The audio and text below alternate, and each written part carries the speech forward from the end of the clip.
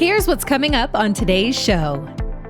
Risk is fine, but you need to understand where it fits in an overall plan and not just say, okay, I'm going to put it all in the most aggressive thing I can buy, and I'm going to live with the outcomes for whatever happens, because that might just be, hurling down the left lane as fast as you can, hoping you get there in a hurry. Welcome to the How Money Works podcast with Craig and Jennifer Moser of Maestro Wealth Advisors, serving you throughout the Triad of North Carolina for more than 30 years. We're talking about rookie investing mistakes on today's show. And you see people making a lot of these, right? Well, if you don't do this for a living, if you're not trained to do it, it's easy to make the mistakes. I mean, it truly is. There are a lot of things I see that people do, and then when they come back, they say, if I'd known then what I know now, maybe it would have been a different thing. I'll talk about a few of them, but I'm sure you're going to ask me some questions, so fire away. Yeah, well, I think the first thing to make clear here, too, is that, you know what? You can still be a polished veteran and make rookie mistakes, right? Like, rookie mistakes aren't just for the rookies out there. We could apply that to anything in life. Sometimes we still mess up the fundamentals. I agree. Yeah. I agree. Well, let's look at some of the top rookie investing mistakes that are out there. First one on our list today that I'm thinking of here, Craig, would be those who make investments with no purpose, sort of the willy-nilly investing strategy.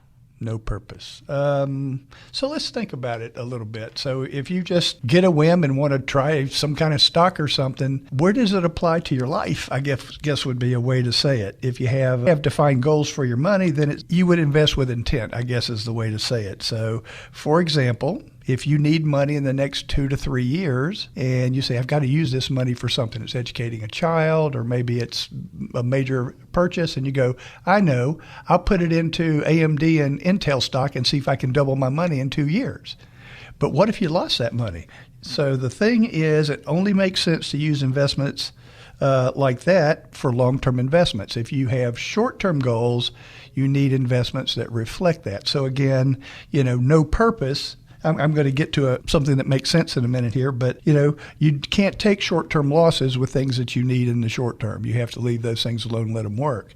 Conversely, if you're investing for a goal like retirement, and that goal is, say, 10, 15 years out, you should be more aggressive with your money. If you put it all in safe stuff, you may end up short, meaning that your money didn't have enough return to give you what you needed later in life. So again, it's a two-edged sword there. So a well thought out financial plan will look at your money and invest in an approach that buckets those funds. You need short-term use money. So you need things that you're going to have to use. Let's say that you needed money to do a heat pump or a roof, or you're going to buy a new car.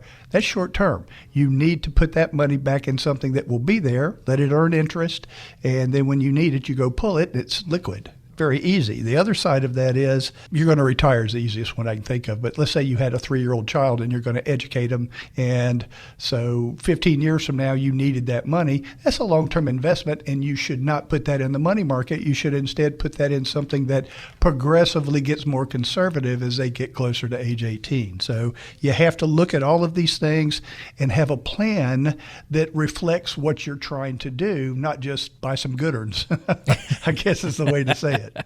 I like that. I also like how you described that as intent. I think that's another great way to just sort of angle this conversation. Not only the purpose part, but the intent piece seems really clear and really important too. So it's not just my purpose isn't I want to double this money. My purpose is, hey, this is my long-term goal. This investment's going to help me achieve that. That's sort of that delineation that I'm hearing you make. Yeah, I'm with that. Okay. All right. Very good. We're talking to Craig Moser today on the show with more than 35 years of experience helping people get to and through retirement. And I'm sure over those years, Craig, you've seen this next one on our rookie investing mistakes list, and that's not understanding risk.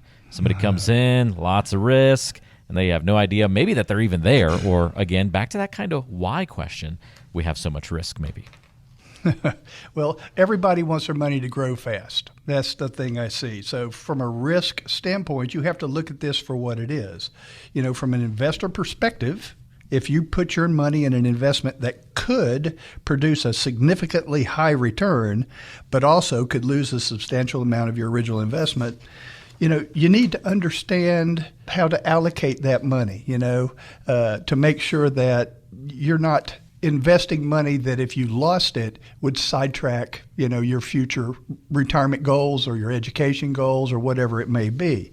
My son, Ian, he has this phrase. I'll say, "Be careful now," and he'll go, "No, Dad, I'm going to drive fast and take risks." And I'm like, shut up, boy. But if you think about 2008, which is a good one to look at, it's way back in the rearview mirror, but I was investing during that, and that was no fun. If you were a person that said, "Okay, I'm mainly in the S&P 500, I'm mainly in the NASDAQ, and I'm going to let this thing work its way through. You can't beat corporate America," whatever you think, those stocks in those indexes lost over 55% in that window of time. And then if you look back even further, 2000 had a similar event. So in the same decade, two back-to-back very good declines, or very bad, depending on how you look at it. If you lost 55% of your money in your retirement, it might change what's going to happen in the future. It might also make you fairly emotional about it too. So you've got to look at it and say, what do I do with different blocks of money? There's another thing about risk. If you had turned the table on that and you were all in treasuries, you would have actually made money. So, you have to look at that as well. So, again, setting your money up to where some of it's for growth, and you can afford to take a downturn because you're not going to use that money right now, but also having income-producing investments in the middle of your plan and the safe stuff for the roof and the car and the braces and the other things that you might have to pay for in the shorter-term window. So what I'm saying is risk is fine, but you need to understand where it fits in an overall plan and not just say, "Okay, I'm going to put it all in the most aggressive thing I can buy, and I'm going to live with the outcomes for whatever happens," because that might just be, hurling down the left lane as fast as you can, hoping you get there in a hurry. Not usually the best strategy, right? Driving fast and taking risks. Unless you're in NASCAR, then you're going to do all right most of the time.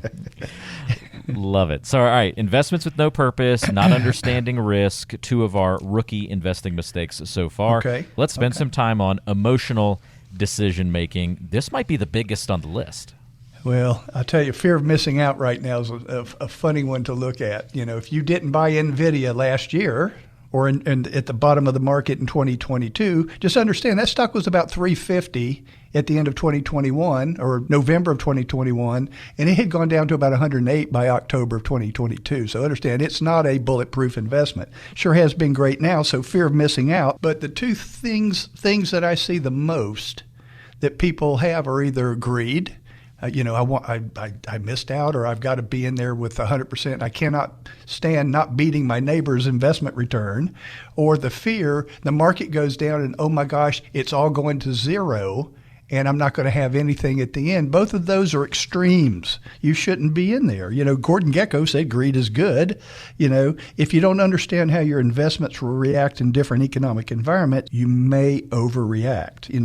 Either your return, what you've got to do is say, if you understand your investments, if you understand the plan, then when the growth part of your plan is down some, you're not going to panic out. The other side is, if you are fearful and you put everything in the money markets and the CDs and say, this is where I'm going to stay, you may end up short because you don't have enough return to get you all the way to the finish line. So, some people tend to do the more aggressive stuff. Some people say, I'm so scared of everything that I'm going to buy a CD and just live with the returns. Right now, it seems pretty good. So I hear you, but there'll be a point in time where those rates go back down and it will be a fairly feeble return, just like it was really from about 2008 to about 14 years at least, of really low interest rates. So you've got to think it through and say, I can build a portfolio, I can build a financial plan that will take me all the way to the finish line rather than just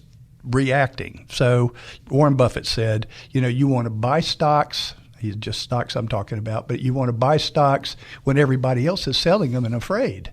And the other side of that is you probably should be selling those same stocks when people are greedy and want to buy them at the very top, which is kind of where we are today. So just take a look at that and understand that there are ways to do a better job rather than just floating through time or being too aggressive or being too conservative in an investment. We are talking about rookie investing mistakes. And I think this is interesting, Craig, because I know that you guys also specialize in the needs for higher net worth individuals as part of your practice. And I know that through our conversation so far today, you're working through some of those folks, even making some of these rookie investing mistakes. And I know you've got some stories lined up for us over the next couple of minutes to help illustrate that. So let's get to our next rookie investing mistakes, and that's going after the hot tips.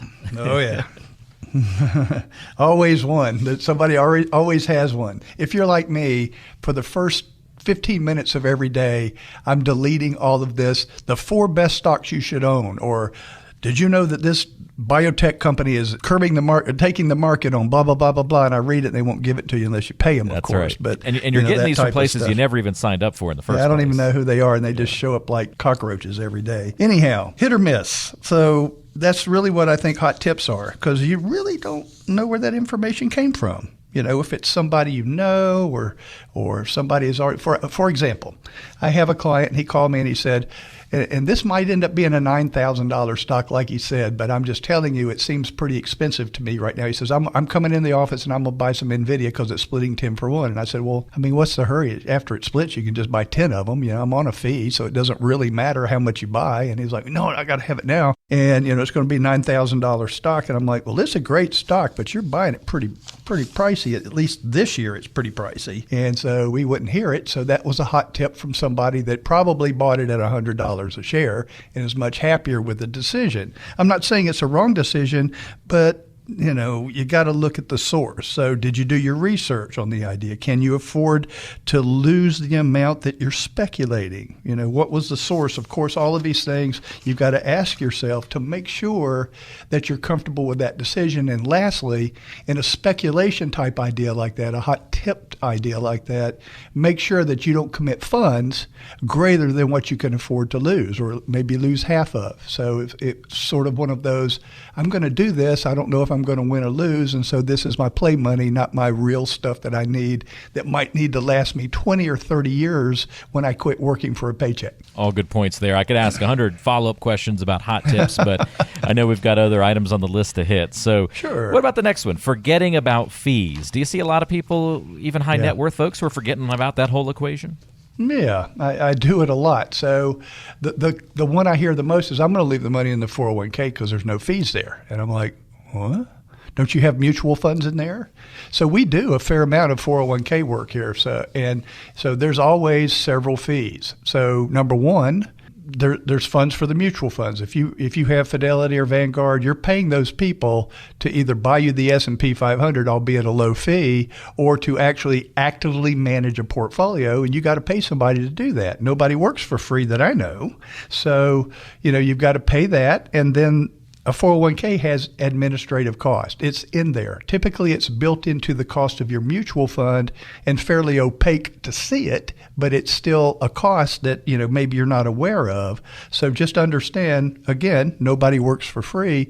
And then if somebody provides a 401k, you typically pay somebody to come in and do the enrollment, somebody to be able to be there for your administrative staff, do the due diligence meetings and all this other stuff. There's a cost in all that. So I'm not saying that it's a bad thing, the 401k. We do a lot of them, and you need to save that money. But at the other side of that, it's not free.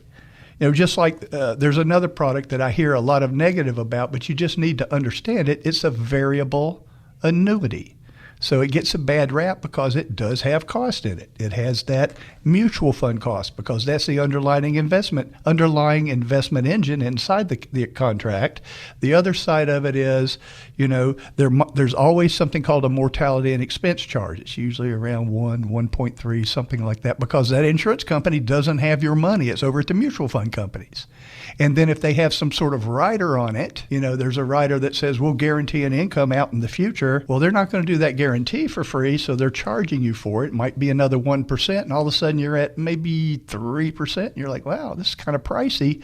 But again, you've got to look at the contract and decide, is this what I want? Do I want those guarantees built into my contract? Because most of those variable annuities say, yeah, I'm going to charge you, but if you die we'll give you back the original investment as a minimum, effort. If the value was down 50% like in '08, and you went out to the mailbox and looked at the statement and had a heart attack in the cost, they would give you back your original investment most of the time. So there's always a give and take in any contract. So those are the things that I look at all the time. It's a cost versus the benefit, and you need to understand those things because annuities are hard to understand. I don't know who can just go through those and make it simple, but most of those contracts are very difficult to read. You need to make sure you understand them.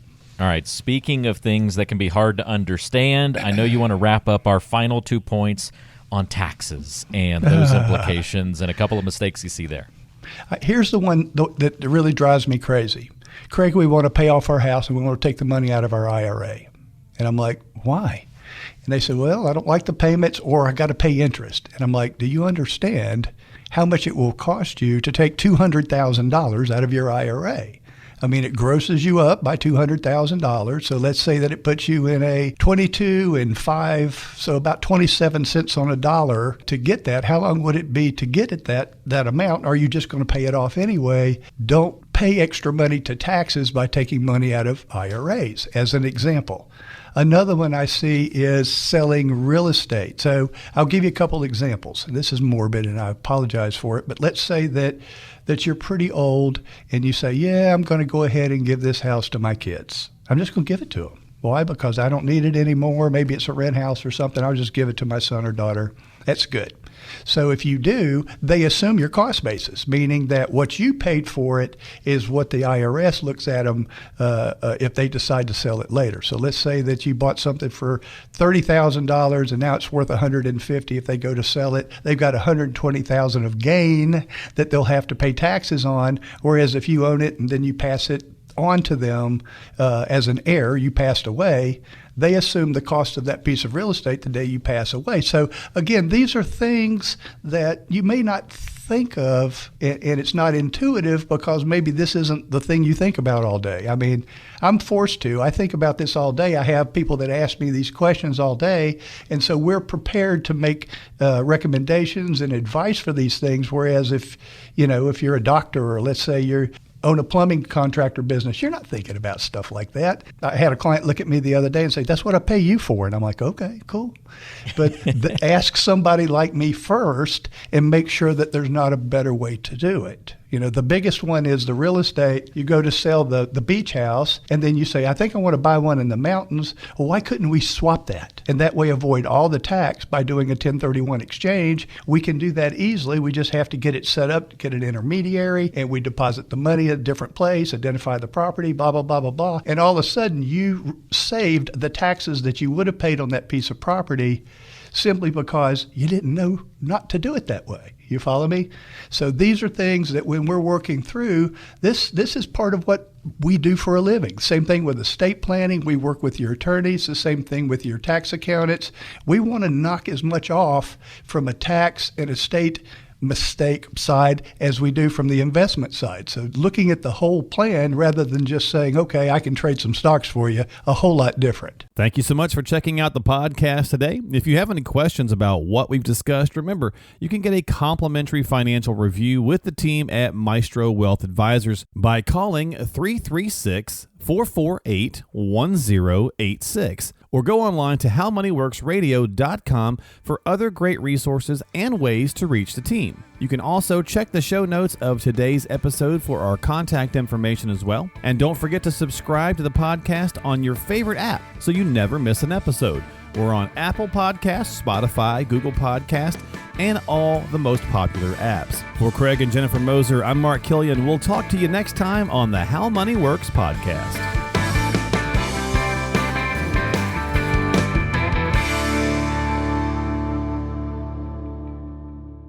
Craig Moser is a financial advisor and certified financial planner. Securities offered through Avantax Investment Services, member FINRA SIPC. Investment advisory services offered through Avantax Advisory Services. Insurance services offered through Avantax Affiliated Insurance Agency.